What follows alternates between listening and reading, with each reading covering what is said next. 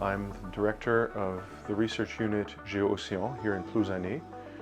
We are working in marine earth sciences, and I in particular am working with fiber optic cables on the seafloor.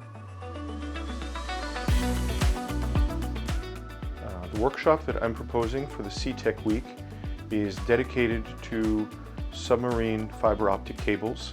The name of the workshop is STORM. It's on the use of fiber optic cables to detect the environment on the seafloor and to monitor the environment on the seafloor. On the one hand, there's academic researchers. On the other hand, there are industry players. There's also aspects for the military.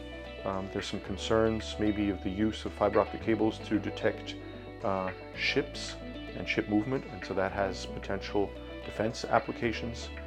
There's a pretty large community that this is targeted towards. Come and meet us at SeaTech Week from 15 to 17 October in Brest, an international event you can't miss.